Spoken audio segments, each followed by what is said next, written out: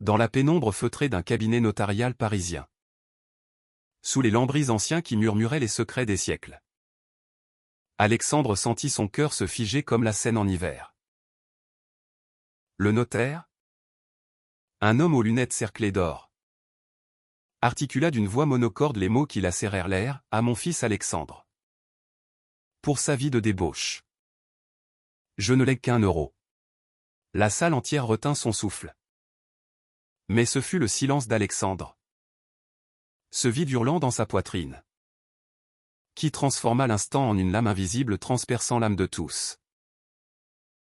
Et alors? Comme un fantôme surgit des abysses. L'écran s'alluma. Et la voix de son père. Henri. Emplit la pièce d'un aveu qui allait briser les chaînes invisibles de la honte familiale. Henri avait toujours été un pilier de granit. Forgé dans les ateliers de la banlieue ouvrière de Saint-Denis. Où les fumées des usines masquaient les rêves inavoués. Né en 1955. Il avait gravi les échelons d'une vie rigide, ouvrier devenu contremaître. Puis propriétaire d'une petite entreprise de mécanique automobile. Marié à Claire dans une église bondée de 1978. Leur union. Fruit d'un amour prudent et conventionnel. Avait donné naissance à 2 enfants, Sophie. L'aînée. Rayonnante et studieuse. Promise à une carrière d'avocate dans les quartiers chics du 16e arrondissement, et Alexandre. Le cadet. Né en 1997. Avec ses yeux verts hérités de sa grand-mère provençale et une sensibilité qui le destinait. Dès l'enfance. À des horizons plus fluides. Plus dangereux. Paris. Cette ville de lumière et d'ombre avait été le berceau de leur joie et de leurs fractures. Les boulevards haussmanniens. Les cafés enfumés de Montmartre. Les quais ombragés de la Seine, tout cela avait vu grandir Alexandre. Un garçon qui collectionnait les livres de Proust et les vinyles de Barbara. Loin des terrains de football où son père l'entraînait. Espérant y forger un homme anormal. Mais la normalité, pour Henri, était un rempart contre le chaos. Il avait élevé ses enfants dans une maison modeste du 18e arrondissement. Où les dîners du dimanche étaient des rituels de silence poli. Claire, avec sa douceur de femme au foyer reconvertie en fleuriste, tentait de recoller les fissures, un bouquet de roses pour l'anniversaire de Sophie. Un baiser sur le front d'Alexandre quand il rentrait tard de ses soirées étudiantes à la Sorbonne. Elle savait. Depuis ce jour fatidique où Alexandre, à 18 ans, avait murmuré son secret dans la cuisine encombrée d'odeurs de pot-au-feu. Maman? Je suis gay. Les mots avaient flotté comme une feuille morte dans l'automne pluvieux de 2015. Claire avait serré sa tasse de thé si fort que ses jointures avaient blanchi. Puis elle avait répondu, mon chéri. L'amour est l'amour. Mais ton père. Et Henri n'avait jamais répondu. Pas un mot. Seulement des regards froids. Des absences prolongées à l'atelier. Des portes claquées qui résonnaient comme des verdicts. Alexandre avait fui vers les lumières de Pigalle. Où les nuits se parèrent de couleurs arc-en-ciel. C'est là. Dans un bar aux murs tapissés de miroirs craquelés. Qu'il avait rencontré Julien. Julien Moreau. 30 ans. Un graphiste freelance aux origines bretonnes. Avec des épaules larges comme les falaises de Quiberon et un rire qui chassait les nuages. Né en 1995 à Rennes. Julien avait migré vers Paris pour ses études à l'école Estienne. Fuyant une famille conservatrice où l'homosexualité était un tabou aussi épais que le brouillard atlantique. Leur première rencontre? En 2020. Au milieu d'une pandémie qui confinait les corps mais libérait les âmes en ligne. Avait commencé par un message sur une appli, ton profil dit que tu aimes les vieux films français. Moi aussi. On discute de la haine autour d'un café virtuel? De ces pixels naquirent des nuits volées, promenades le long du canal Saint-Martin, où les reflets des lumières dansaient comme des promesses, dîners improvisés dans l'appartement exigu de Julien. Au 10e arrondissement. Avec des crêpes bretonnes et des confessions chuchotées sous les draps. Julien était le rock d'Alexandre. Celui qui, quand les appels de sa mère se faisaient plus rares, murmurait « Ton père ne te définit pas. » Nous? Si. Pourtant. La famille persistait comme une ombre. Sophie, la sœur parfaite, avait toujours été le tampon, à 25 ans. Elle naviguait les couloirs du palais de justice avec l'aisance d'une héritière. Ses boucles brunes cascadant sur des tailleurs impeccables. Française jusqu'au bout des ongles. Élevée dans les mêmes murs que son frère. Elle avait épousé la cause d'Alexandre en silence des textos encourageants. Des invitations à Noël où elle détournait les conversations vers le beau temps. Mais Henri était une forteresse imprenable. Quand Alexandre avait osé amener Julien à un repas familial en 2022, l'air s'était chargé d'électricité. Henri avait fixé son assiette, marmonnant quelque chose sur les traditions françaises. Tandis que Claire servait le coq au vin avec des mains tremblantes. Julien, sentant la tempête, avait serré la main d'Alexandre sous la table, « On s'en va si tu veux. » Mais Alexandre était resté. Par fidélité. Par espoir fou que l'amour filial pourrait fissurer la glace. La mort d'Henri, survenue en septembre 2025, avait été brutale. Comme un frein à main dans la nuit. Un infarctus dans l'atelier. Entouré de pièces mécaniques rouillées. À 70 ans. La nouvelle avait atteint Alexandre au milieu d'une exposition au Centre Pompidou, où il travaillait comme conservateur adjoint. Entouré de toiles abstraites qui hurlaient ce que les mots ne pouvaient dire. Julien l'avait tenu dans ses bras cette nuit-là. Sur leur lit défait. Tandis que les sirènes de Paris ululaient au loin. Il t'aimait. À sa façon, avait murmuré Julien. Mais Alexandre, le cœur en lambeaux, avait ri amèrement, son amour ressemble à un pneu crevé. Le jour du testament. Dans ce cabinet du 8e arrondissement.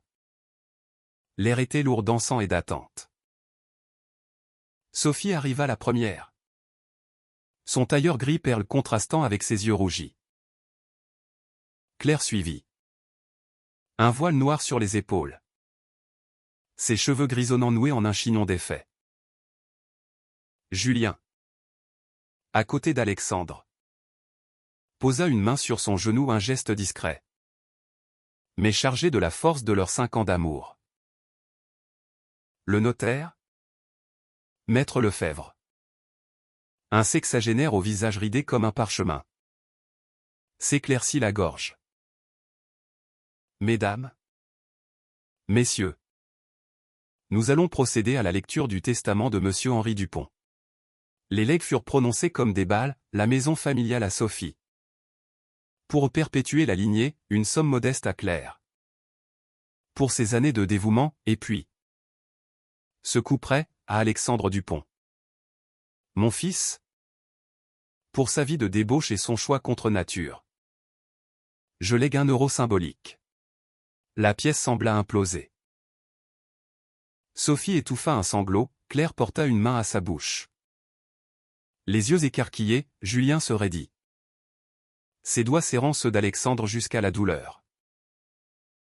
Mais Alexandre? Il ne bougea pas. Il sentit seulement un froid mortel envahir ses veines. Comme si les murs haussmanniens se resserraient pour l'étouffer. 1 euro. Pas une photo. Pas un souvenir d'enfance. Pas même la vieille montre de grand-père qu'il avait tant convoitée. Juste une pièce de monnaie. Jetée comme une insulte. Et il y a une vidéo, ajouta le notaire. D'une voix qui trahit une émotion rare. L'écran s'illumina, projetant l'image granuleuse d'Henri, assis dans son bureau encombré de factures et de modèles réduits de voitures. Il portait sa chemise beige habituelle, les manches retroussées sur des avant-bras noueux. Ses yeux gris comme l'acier de Saint-Denis, fixaient la caméra avec une intensité qui fit frissonner l'assemblée. Si vous regardez ceci, c'est que je suis parti. Et je dois vous dire la vérité. Avant que le silence ne m'emporte pour toujours. Henri inspira profondément. Et sa voix, rauque d'années de tabac et de regrets, emplit la salle. J'ai bâti cette vie comme un mur contre moi-même. Né en 1955. Dans la poussière des usines. J'ai appris à taire ce que mon cœur criait. À 20 ans. J'ai aimé un homme, un ouvrier comme moi. Aux mains calleuses et au rire franc. On se retrouvait dans les entrepôts déserts. Sous les étoiles industrielles de la banlieue. Mais la France des années 70 n'était pas prête. La honte m'a mangé vivant. J'ai épousé Claire par peur. Par convention. Et j'ai enfoui cet amour comme un cadavre. La révélation frappa comme un coup de tonnerre. Claire chancela, Sophie murmura « Papa, Julien ». Les larmes aux yeux. Serra plus fort la main d'Alexandre. Mais ce fut le regard d'Alexandre qui changea de la glace à un feu contenu. Mélange de rage et de pitié. Alexandre, poursuivit Henri. Sa voix se brisant pour la première fois. Quand tu as avoué ton secret. J'ai vu mon propre fantôme. J'ai eu peur pour toi, peur de la famille. De la société qui nous broie. 7 €? Ce n'était pas un châtiment. C'était un cri, vie libre. Mon fils? Parce que je n'ai pas pu. La maison. L'entreprise. Tout va à toi. Pas à Sophie pour l'aligner. Mais à toi. Pour que tu bâtisses ce que j'ai détruit. Et Claire. Ma Claire. Pardonne-moi. J'ai aimé à ma façon. Mais imparfaitement. L'écran s'éteignit, laissant la salle dans un silence de cathédrale. Alexandre se leva, les jambes tremblantes, et s'approcha de l'écran éteint comme pour toucher un mirage. Les larmes coulèrent enfin. Chaudes et libératrices. Julien le rejoignit, l'enlaçant sans un mot. Tandis que Sophie et Claire se levaient à leur tour, les bras tendus. Dans cette pièce où la honte avait failli triompher. L'amour tardif, imparfait, mais vrai commença à guérir. Les jours suivants furent un tourbillon de Paris en automne, feuilles mortes dans les Tuileries. Pluie fine sur les toits de zinc. Alexandre hérita non seulement de la fortune modeste de son père, l'entreprise valait près de 500 000 €. La maison 800 000 de plus, mais d'un legs plus précieux, la permission de pleurer. De pardonner. Avec Julien. Il transforma l'appartement du 10e en un sanctuaire, des toiles aux couleurs vives. Des livres empilés sur l'homosexualité en France. Des dîners où Sophie apportait ses rires et Claire ses bouquets. Un soir, sous les lumières de la tour Eiffel qui scintillait comme un cœur battant, Alexandre prit la main de Julien sur un banc du Champ de Mars. « Ton père t'a donné plus qu'1 €, murmura Julien. Il t'a donné la clé de ta propre histoire. Mais la kermesse n'était pas finie. La vidéo, que le notaire avait diffusée avec discrétion, fuitait dans les cercles familiaux élargis aux tantes outrées de Lyon. Cousin homophobe de Marseille. Des appels furieux pleuvaient. Comment oses-tu salir son nom? Alexandre. Fort du passé révélé. Répondit par un silence d'abord. Puis par une lettre ouverte. publié dans Le Monde un matin de novembre 2025. Mon père n'était pas un monstre. Il était un homme brisé par son temps. Et aujourd'hui? En France? Pays des droits de l'homme. Nous devons briser ces chaînes pour de bon. Les réactions fusèrent, soutiens enflammés des associations LGBT comme Inter-LGBT. Débats enflammés sur les plateaux de France 2. Où des figures comme Lynn Renaud louaient ce témoignage d'humanité. Sophie, touchée au vif, lança une pétition pour la reconnaissance des unions passées dans les archives familiales, reliant son combat juridique à celui de son frère. Claire, quant à elle, trouva dans les journaux intimes d'Henri découverts dans un tiroir secret de l'atelier les fragments d'un amour perdu, lettres froissées à cet ouvrier anonyme. Photo jaunie d'un baiser volé. Elle organisa une commémoration discrète à Saint-Denis. Où des amis d'Henri, vieilles ombres d'usine, vinrent témoigner, il était bon. Henri. Juste. Seul. Pour Alexandre et Julien. L'hiver 2025 fut celui de la Renaissance. Ils adoptèrent un chat errant trouvé près de la Bastille, un félin gris aux yeux perçants, baptisé Henri en clin d'œil. Leurs nuits se remplirent de projets, un voyage en Bretagne pour Julien. Une exposition sur l'art queer à la Gaîté Lyrique pour Alexandre. Et un soir de Noël. Dans la maison familiale rénovée. Avec des guirlandes arc-en-ciel discrètes. La famille se réunit. Claire leva son verre de champagne à Henri. Qui nous a appris que l'amour, même caché, illumine. Sophie ajouta. Les yeux brillants, et à nous, qui le vivons au grand jour. Alexandre. Julien à ses côtés. Sentit enfin la paix. L'euro. Glissé dans un cadre avec la montre du grand-père. Trônait sur la cheminée au symbole non de rejet, mais de libération. Dans les rues de Paris, où l'arc-en-ciel flottait désormais sans peur. Il comprit, les testaments ne se lisent pas seulement dans les papiers, mais dans les cœurs qu'il fissure pour mieux les ouvrir. Pourtant, la vie, cette grande dramaturge, réservait encore des rebondissements.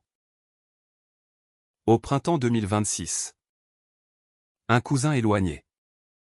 Pierre. Un homme bedonnant de 45 ans originaire de Toulouse. Contesta le testament, arguant d'une influence indue due à l'orientation d'Alexandre. Le procès. Au tribunal de grande instance de Paris. Devint un cirque médiatique, flash des paparazzis sur le parvis. Éditoriaux dans Libération sur l'homophobie post-mortem. Alexandre, soutenu par Sophie l'avocate, se battit avec une férocité nouvelle. Julien, à chaque audience, dessinait des croquis sur son carnet, des silhouettes enlacées défiant les juges en perruque. Les témoignages affluèrent, des employés de l'atelier d'Henri. Des anciens amants anonymes contactés via des forums en ligne. Même un prêtre progressiste de Notre-Dame qui parla de rédemption familiale. Claire, d'une voix chevrotante mais ferme, déclara, Henri a choisi son fils parce qu'il se reconnaissait en lui. C'était son dernier acte d'amour. Le juge, une femme aux cheveux courts et au regard acéré, rendit son verdict en juin, le testament tenait. Pierre, humilié, disparut dans les brumes du sud. La victoire fut douce amère. Alexandre, épuisé, trouva refuge dans les bras de Julien lors d'une escapade à la Côte d'Azur, où les vagues de Nice chantaient des berceuses salées. On a gagné plus que de l'argent, dit-il. Les pieds dans le sable. On a gagné le droit d'exister. Julien, embrassant son front, Répondit, et d'aimer. Sans euro ni testament. L'été s'étira en une symphonie de guérison. Alexandre lança une fondation. L'Euro de la Liberté. Finançant des thérapies pour familles LGBT en banlieue. Sophie intégra l'équipe comme juriste, Claire, avec ses bouquets. Organisa des ateliers florothérapeutiques. Julien exposa ses dessins à la Biennale de Venise. Une série intitulée Testament caché, où des figures spectrales père et fils enlacés défiaient les ombres. Et un soir d'automne 2026. Sous les feuilles rousses du Luxembourg, Alexandre mit un genou à terre. Pas de bague extravagante. Juste l'euro symbolique. Poli parlez-en. Julien Moreau. Veux-tu m'épouser? Pas pour l'héritage. Mais pour les 1000 petits testaments que nous écrivons chaque jour? Les larmes de Julien se mêlèrent au rire, oui. 1000 fois oui. Leur mariage. En 2027. Fut un éclat de joie dans une petite mairie du Marais, Claire en larmes heureuses. Sophie portant les alliances. Des amis de tous horizons, Vietnamiens de Belleville. Algériens de Barbès. Bretons exilés au célébrant l'union. Pas de vidéo cette fois. Mais des vœux murmurés, que notre amour soit le legs que nous laissons au monde. Des années passèrent. Et Paris changea avec eux. Alexandre, à 35 ans, devint conservateur en chef au Louvre, curant des expositions sur l'art et l'identité. Julien, père adoptif d'un petit garçon syrien nommé Elias, trouvé dans un centre d'accueil, enseignait le dessin dans des écoles de banlieue. La maison de Saint-Denis, transformée en centre communautaire. Bruissait de voix, atelier d'écriture pour jeunes queers. Soirée conte pour enfants multiculturels. Un jour de 2035. Alexandre, grisonnant aux tempes, retrouva la vidéo d'Henri dans un disque dur oublié. Il la montra à Elias, disant: aux yeux curieux, ton grand-père était comme nous. Il a appris tard. Mais il a aimé fort. L'enfant hocha la tête, et toi? Papa. Tu es mon héros. Dans le crépuscule de sa vie. Alexandre comprit le vrai sens du legs, non l'or ou la pierre. Mais les histoires qui survivent. Les cœurs qui s'ouvrent. Henri n'avait pas légué un euro par mépris. Mais par un amour si profond qu'il avait traversé les âges pour dire « Vis. Mon fils. Aime. Et pardonne. » La famille. Élargie et diverse française jusqu'à l'âme. Mais ouverte au monde se réunit une dernière fois sous les lumières de Paris. Et dans ce cercle, l'euro scintillait. Non comme une malédiction, mais comme une étoile guide. Les ombres du passé s'allongeaient encore lorsqu'Alexandre, de retour dans l'appartement du 10e, sentit le poids de l'héritage se muer en une urgence nouvelle. Julien, fidèle comme la tour Eiffel au loin, prépara un thé noir corsé.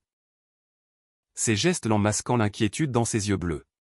« Qu'est-ce que tu vas faire de tout ça ?» demanda-t-il, s'asseyant sur le canapé usé, les cuisses musclées tendues sous son jean. Alexandre, les doigts tremblants, fit tourner l'euro entre ses paumes. « Je ne sais pas. Vendre l'entreprise? La garder pour Sophie? Ou la transformer? » Les mots flottaient. Lourdes possibilités, dans l'air chargé d'odeurs de croissants oubliés. Sophie arriva le lendemain. Son cartable en cuir sous le bras. Les traits tirés par une nuit blanche au bureau. À 25 ans. Elle était le pilier rationnel de la fratrie. Mais ce matin-là, Ses boucles brunes étaient en désordre. Et ses yeux marrons trahissaient une vulnérabilité rare. Papa était gai, murmura-t-elle en s'effondrant dans un fauteuil. Et il nous a menti à tous. Maman le savait? Claire? Qui les rejoignit peu après avec un panier de pain au chocolat de la boulangerie du coin. Secoua la tête. Ses lèvres pincées. À 55 ans. Elle portait encore la grâce d'une provençale aux peaux olives. Yeux verts comme Alexandre, mais les rides autour de sa bouche racontaient des années de silence. Pas tout. Des soupçons. Oui. Des nuits où il rentrait tard de l'atelier. L'odeur de cigarette et de regret. Mais l'amour? J'ai choisi de ne pas creuser. La conversation s'étira comme une toile d'araignée. Tissée de souvenirs épars. Henri. Le jeune ouvrier des années 70. Dansant au bal du 14 juillet avec des regards volés, Henri. Le mari distant. Prétextant des voyages d'affaires pour des escapades solitaires à Deauville, Henri. Le père sévère. Forçant Alexandre au rugby pour faire de lui un homme. Julien écoutait. Sa main sur l'épaule d'Alexandre. Un geste ancré dans leur intimité forgée au feu des rejets. Né à Rennes. Il avait connu ses propres batailles, un coming out à 19 ans. Face à un père pêcheur qui avait brisé une chaise en guise de réponse. Les pères comme ça. Ils nous aiment en cachette, dit-il doucement. C'est leur tragédie. Pour apaiser l'orage intérieur. Alexandre et Julien s'échappèrent vers les quais de Seine. Où les bouquinistes alignaient leurs trésors jaunis. Paris. En octobre 2025. Bruissé d'une mélancolie dorée, feuilles d'or sur les berges. Accordéonistes errants chantant La vie en rose. Ils s'arrêtèrent à un café près du Pont-Neuf. Commandant 2 cafés crème et un exemplaire usé de Le testament d'un homme de Yourcenar, ironie du sort. Et si on enquêtait, proposa Alexandre. Les yeux brillants d'une curiosité neuve. Sur l'amant de papa. Peut-être qu'il est encore vivant. Julien haussa un sourcil. Amusé, détective à la française? Avec des croissants comme arme. Mais il accepta. Car l'amour. Chez eux. Était aussi cela, une chasse au trésor pour combler les vides.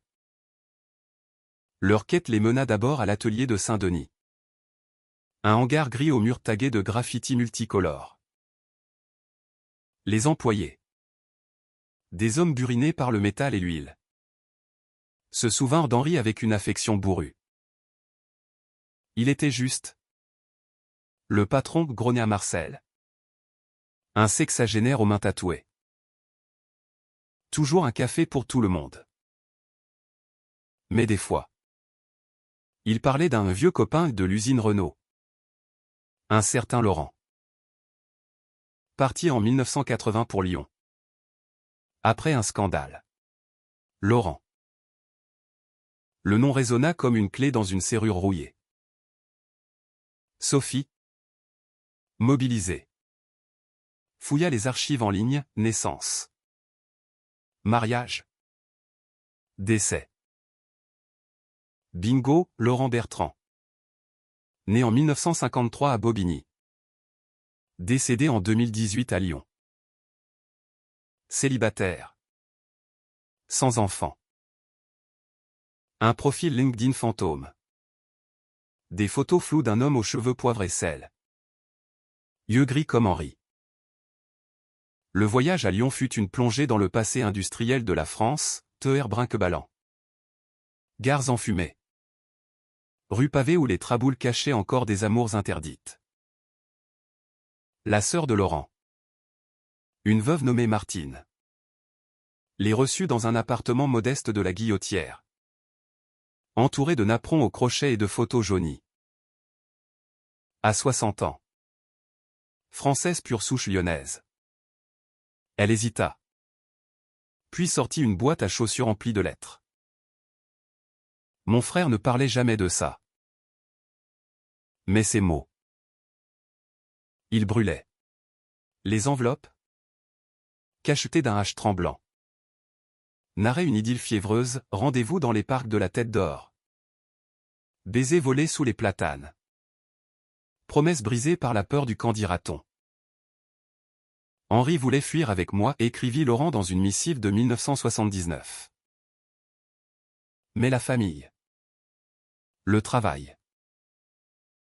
J'ai cédé. Et toi? Mon amour. Reste fort. Alexandre lut à voix haute. La voix cassée. Tandis que Julien essuyait une larme discrète. Martine. Ému. Ajouta, Laurent est mort seul. D'un cancer. Il disait souvent, j'ai aimé une fois. Vraiment. C'était assez. De retour à Paris. Les lettres devinrent le cœur d'un rituel, lu à voix haute lors de dîners familiaux. Partagé avec Claire qui pleura pour la première fois sur l'épaule de son fils. Ton père m'aimait. À sa manière. Mais cet amour-là. Il l'a emporté dans la tombe. L'hiver s'installa. Apportant avec lui des tempêtes intimes. Alexandre, hanté par les fantômes, se plongea dans son travail au Pompidou, une expo sur l'identité cachée dans l'art français. Où des toiles de Delacroix côtoyaient des photos de Pierre et Gilles. Julien, sentant la tourmente, organisa une retraite à la campagne. Dans une ferme normande louée pour l'occasion. Là, sous des pommiers noueux, ils firent l'amour avec une tendresse renouvelée au corps entrelacé dans la paille. Souffle mêlé au vent salé. Tu es mon legs, murmura Julien au creux de l'aube. Chaque jour. Tu méritais un peu plus. Mais la famille n'était pas en reste. Sophie, enceinte de son premier enfant d'un mariage hâtif avec un collègue du barreau, confia à Alexandre, ce bébé portera le prénom de papa. Si c'est un garçon. Pour que l'histoire continue. S'enchaîne. Claire, revitalisée, rouvrit sa boutique de fleurs au marché d'Aligre. Y vendant des arrangements thématiques, bouquets d'amour libre. Avec des roses rouges et des lavandes pourpres. Le printemps 2026 apporta la contestation de Pierre. Ce cousin toulousain au visage rougeau. Qui surgit comme un taureau dans l'arène. Son appel au tribunal. Basé sur des ragots de famille, Henri était manipulé par le mode de vie de son fils. Transforma le deuil en guerre. Les audiences. Dans la salle aux boiseries sombres du TGI. Furent un calvaire, avocat en toge. Témoins réticents. Flash des tabloïds. Alexandre. Sur le banc des accusés indirects.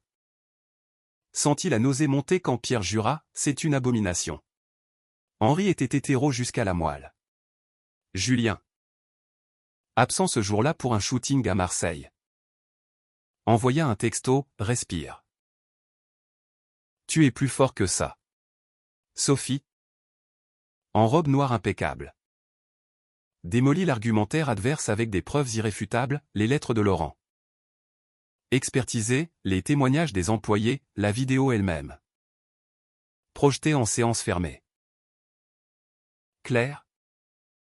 Appelée à la barre. Parla d'une voix d'acier, mon mari a légué son cœur à Alexandre. Le reste n'est que poussière.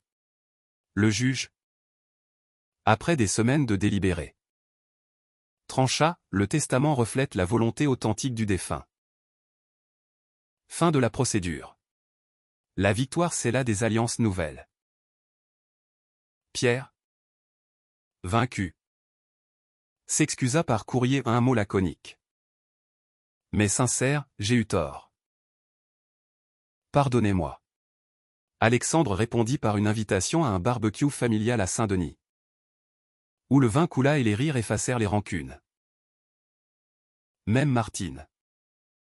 La sœur de Laurent. Vin de Lyon. Apportant une photo restaurée des deux amants jeunes. Souriant sous un ciel d'été. L'été 2026 fut celui des fiançailles. Sur une péniche amarrée à l'île Saint-Louis. Alexandre et Julien échangèrent des vœux informels.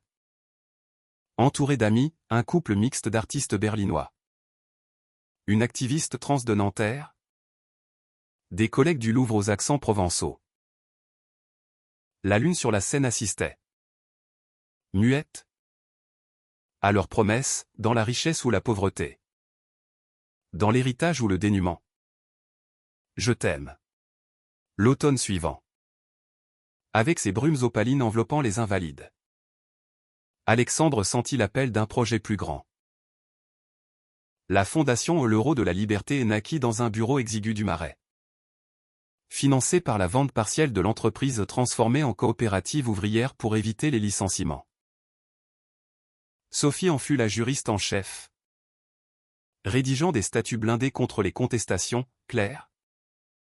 La trésorière. Comptabilisant les dons avec la précision d'une horlogère. Julien contribua par des logos vibrants, un euro stylisé en arc-en-ciel. Traversé d'une clé ouvrant un cœur. Les premières actions furent modestes mais percutantes, ateliers de soutien psychologique dans les MJC de banlieue. Où des ados comme le jeune Alexandre d'autrefois pouvaient confier leurs peurs sans jugement. Un soir, lors d'une session à Clichy-sous-Bois. Un garçon de 16 ans. Karim.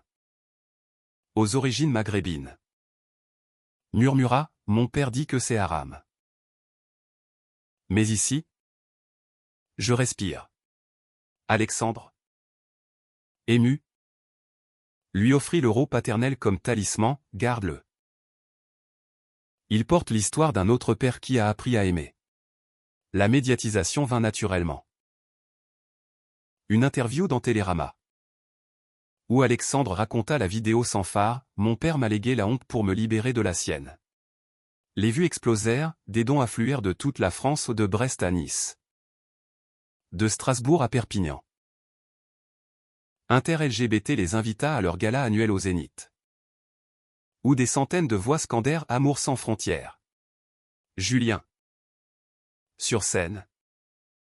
Dessina en live une fresque, Henri et Laurent enlacés. Fondu dans Alexandre et lui. Sous un ciel parisien étoilé. Mais les ombres persistaient. Claire. Un matin de décembre. Confia un secret plus lourd, ton père avait un autre legs. Pas écrit. Mais oral. Il voulait que tu saches, il a voté pour le mariage pour tous en 2013. En secret. Les larmes coulèrent. Mélange de joie et de deuil. Pour honorer cela, Alexandre organisa une nuit des testaments oubliés au Centre Pompidou, projection de vidéos familiales. Lecture de lettres. Témoignage live. Sophie présenta un docu-cours sur Laurent. Tourné avec Martine, Julien anima des ateliers de dessin thérapeutique. Au cœur de l'hiver 2027. Le mariage approcha comme une aurore promise. La cérémonie. Choisie pour sa simplicité. Se tint dans la mairie du 4e arrondissement. Face à une queue de curieux et de militants brandissant des drapeaux. Alexandre. En costume bleu nuit taillé sur mesure. Ajusta sa cravate d'une main nerveuse, Julien. En chemise blanche ouverte sur un collier de perles bretonnes. Lui sourit, prêt à signer pour la vie. Le maire. Une femme aux lunettes rondes. Lut les articles du Code civil avec une emphase joyeuse. Claire. En robe vert émeraude. Déposa un bouquet de lys sur l'autel improvisé, Sophie. Le ventre arrondi. Lut un extrait de Proust, L'amour. C'est l'espace entre deux êtres. La réception. Sur une terrasse surplombant Notre-Dame encore en travaux. Mais éternel fut un festin sensoriel, huîtres de Cancale. Fromage de Savoie. Champagne Veuve Clicquot. Des discours succédèrent, celui de Julien. Poétique comme un haïku, tu m'as hérité 1 € d'amour. Et j'en rends 1000. Celui d'Alexandre. Plus cru, à mon père. Où qu'il soit, merci pour la leçon la plus dure. La plus belle. Même Pierre. Le cousin repentant. Leva son verre, à la famille. Imparfaite mais vraie. La lune de miel les emporta en Bretagne. Terre de Julien, falaise battue par les vents de Quiberon. Crêperies enfumées à Vannes. Nuit dans une chaumière face à l'océan. Là, sous un ciel d'orage. Ils parlèrent d'avenir, enfants. Peut-être, via l'adoption, une maison à la campagne. Avec jardin pour les roses de Claire. Et la fondation, demanda Alexandre. La tête sur l'épaule de Julien. Elle grandira avec nous. Comme notre amour. De retour à Paris. La vie reprit son cours effréné. Elias entra dans leur vie en 2028. Un bambin de 3 ans aux boucles noires et aux yeux sombres. Arraché au camp de Calais. L'adoption. Un labyrinthe de paperasse et d'entretien. Fut facilité par Sophie, pour un gamin comme lui. Vous êtes parfait. Les premiers mois furent chaotiques, nuit blanche. Éclat de rire. Dessins maladroits sur les murs. Julien. Père gâteau. Lui apprenait les couleurs, Alexandre. Les contes français, le petit prince en tête de liste. Claire. Grand-mère épanouie. Tricotait des écharpes, Sophie accoucha d'un garçon. Henri. En 2029. Et la maison de Saint-Denis devint le QG des cousins, barbecues estivaux. Noël pluvieux. La fondation s'étendit, partenariat avec SOS Homophobie. Bourse pour étudiants queer en province. Un scandale éclata en 2030, un prêtre traditionnaliste accusa publiquement l'héritage maudit d'Alexandre lors d'un sermon à Lyon. La réponse fut massive, pétition de 100 000 signatures. Débat au Sénat sur l'éducation inclusive. Au fil des ans. Alexandre écrivit un livre, 1 € pour l'éternité. Best-seller qui se vendit à 200 000 exemplaires. Traduit en anglais et espagnol. Julien illustra l'édition, vignette tendre de père et fils. D'amour volé. Ensemble. Ils voyagèrent à Venise pour les canaux amoureux. Berlin pour les clubs libérés. Tokyo pour les cerisiers en fleurs. En 2035. Lors d'une rétrospective au Louvre. Alexandre. 38 ans. Grisonnant élégamment. Présenta l'héritage queer, artefact de l'histoire LGBT française. De Verlaine à aujourd'hui. Elias. 10 ans. Tint le micro pour une anecdote, mon grand-père Henri m'a légué 1 €. Mais papa m'a donné le monde. La salle applaudit. Larmes aux yeux. La vieillesse vint doucement. Julien. À 40 ans. Ouvrit un studio d'art à Montreuil, Alexandre. Directeur adjoint. Mentorait des jeunes curateurs. Claire s'éteignit en 2042. Paisiblement. Laissant une lettre, fière de vous. Amour éternel. Sophie. Avocate renommée. Défendit des causes nationales, Henri. Son fils devint activiste étudiant. Un soir de 2045. Alexandre et Julien. Main dans la main sur les remparts de Montmartre. Regardèrent Paris scintiller. Que as-tu hérité? Au final, demanda Julien. Alexandre sourit. Sortant l'euro usé, toi. Nous. La liberté. Et dans ce geste, le cercle se ferma, un testament vivant. Écrit en cœur battant. Les années 2030 marquèrent un tournant pour la Fondation, transformant l'euro symbolique en un mouvement national. Alexandre, avec son charisme discret, enchaîna les conférences, de l'université de Lille à la Sorbonne, où il disséquait l'homophobie héréditaire dans la littérature française. Julien, son encre, voyageait avec lui, croquant les auditoires dans son carnet aux portraits volés de visages curieux, de militants enflammés. Elias, grandissant en un adolescent sensible aux dreadlocks naissantes, rejoignit les ateliers, je veux être graphiste comme papa Julien. Mais pour les causes comme papa Alex. Un conflit surgit en 2032, un donateur conservateur, un industriel de l'automobile, conditionna son chèque à l'effacement de la vidéo d'Henri. La presse s'empara de l'affaire Héritage ou erreur, titra Le Figaro. Sophie, furieuse, mena la bataille médiatique, interview sur France Inter, où elle cloua le bec au donateur, l'argent ne rachète pas l'histoire. La fondation refusa. Et paradoxalement, les dons doublèrent, signe que la France, lentement, s'ouvrait. Romantiquement, Alexandre et Julien naviguaient les eaux calmes de la maturité. Des anniversaires fêtés à deux, le 10e. En 2030. Avec un pique-nique au Père-Lachaise. Sur la tombe de Oscar Wilde, le 15e. En 2035. Un week-end à Avignon. Dans les ruelles papales. Leur intimité, affinée par les ans, était un feu couvant, matin paresseux. Caresse paresseuse. Rire sur des souvenirs fanés. Tu sais, dit Julien un soir. Cet euro m'a jaloux au début. Mais maintenant, je le vois comme notre porte-bonheur. La famille s'élargit.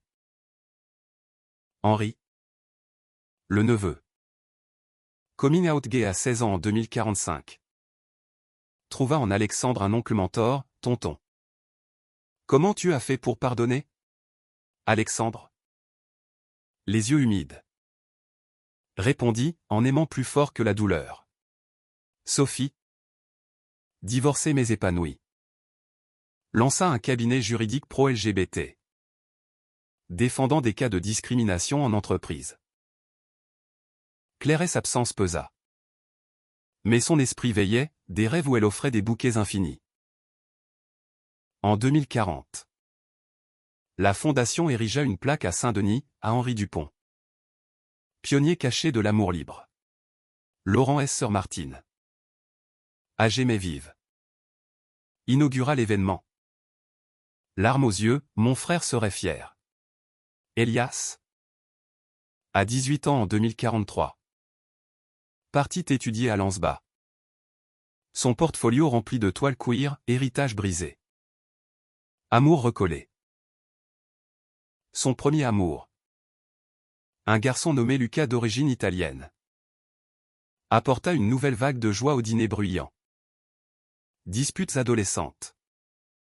Réconciliation tendre. Pour Alexandre, la cinquantaine fut un bilan doux amer. Un infarctus mineur en 2047. Écho ironique à celui d'Henri. Le cloua au lit. Julien veilla, lisant des passages de leur livre commun, L'Euro éternel. Réédité avec un chapitre sur Elias. Pas encore, murmura Alexandre, serrant sa main. Trop allégué. Le grand legs vint en 2050, Alexandre rédigea son testament, léguant tout à Julien et Elias. Avec une clause, que l'euro voyage. Symbole d'amour inconditionnel. La vidéo jointe, tournée dans leur jardin normand, montrait un homme apaisé, à mon fils Elias. Vice libre. À Julien. Mon cœur, merci pour chaque battement. La fin arriva en douceur. Un matin de printemps 2055. Sous les cerisiers en fleurs du Luxembourg. Julien. Veuf à 60 ans. Enterra l'euro avec lui au nom comme fin. Mais comme commencement.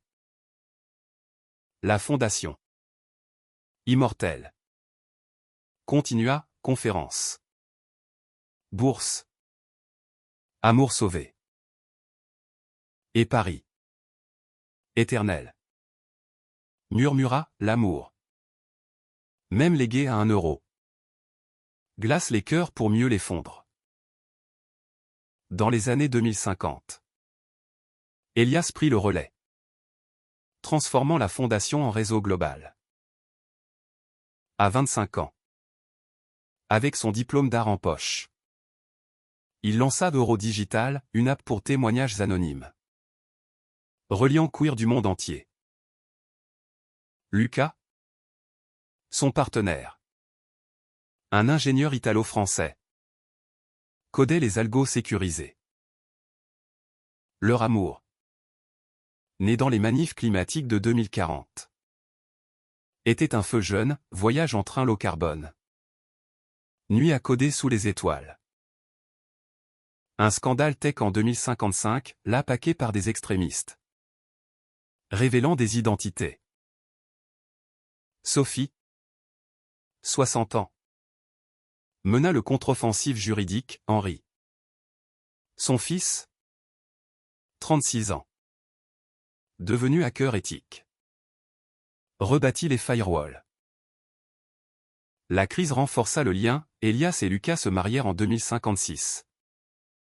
À la mairie de Rennes. Avec Julien comme témoin. Les yeux brillants. Julien. Seul mais entouré. Écrivit ses mémoires, dessin d'un héritage. Illustrant 30 ans d'amour. À 65 ans. Il rencontra Théo. Un jeune professeur de 40 ans. Lors d'un atelier. Leur romance tardive. Douce comme un cidre breton. Apporta une seconde jeunesse, balade à vélo. Exposition commune. La famille grandit, petits-enfants de Sophie. Adopté d'Ukraine, neveu d'Elias. Multiculturel. En 2060. Une loi sur l'héritage émotionnel cita le cas Dupont. Grâce à Henri l'activiste. Elias. Face à ses propres doutes paternels, un enfant via GPA en 2062 se tourna vers la vidéo d'Henri, Vie libre. Son fils. Milo. Grandit entouré d'histoires, l'euro comme conte du soir. Les 2060 furent terre d'IA et défis, bots discriminants dans les RH. Deepfake homophobe. La fondation pivota, formation AI éthique. Avec Lucas à la tête. Elias. 35 ans. Balança carrière et paternité. Lucas son pilier, on code l'avenir ensemble. Un voyage en Italie. 2065. Raviva les racines, visite à la famille de Lucas à Rome. Où des oncles catholiques progressistes partagèrent des histoires d'amour cachées. Écho à Henri. Leur second enfant. Sophia. Naquit en 2067. Une fille aux yeux verts comme Alexandre. Julien et Théo. En union civile. Voyagèrent en Asie, temple thaïlandais queer. Marché de Bangkok. À 75 ans. Julien peignit sa dernière toile, le legs infini. Un euro flottant sur Paris futuriste. Sophie s'éteignit en 2070. Léguant son cabinet à Henri. Son oraison, j'ai défendu la justice, maintenant. Vivez là. 2070, Elias. 45 ans. Dirigea le premier festival Euro d'amour au Champ de Mars, concert. Expo. Témoignage holographique. Milo, 8 ans, dessina le poster, Sophia chanta une chanson sur grand-père Henri. Conflit, un politicien populiste attaqua le festival comme propagande woke. Réponse massive, 1 million de participants, dont Théo et Julien en avant-scène. Lucas et Elias renouvelèrent vœux en 2072. Sous un drone arc-en-ciel. Milo, coming out non-binaire à 18 ans en 2080. Trouva soutien inconditionnel. Julien mourut en 2075. À 80 ans. Laissant à Théo, continue les dessins. Sa vidéo testament, amour à Elias. Lucas. Les petits, l'euro est vôtre. En 2080. Milo. 18 ans. Hérita la fondation. Fusionnant art et VR, visite virtuelle dans le Paris d'Henri. Sophia. Sa sœur. Compositrice. Banda le thème. Un amour pour Milo, avec Esha. Une migrante afghane queer. Lors d'un hackathon. Leur union. 2085. Multiculturel. Symbolisa l'évolution, mariage civil avec rites hybrides. Henri. 71 ans. Écrivit la biographie familiale, de l'euro à l'éternité. Le livre. Hologramme interactif. Culmina au festival 2090, milliards de vues globales. Le cercle boucla, Milo projeta la vidéo originale d'Henri. 100 ans après. Glace la salle? Non. Elle la réchauffe.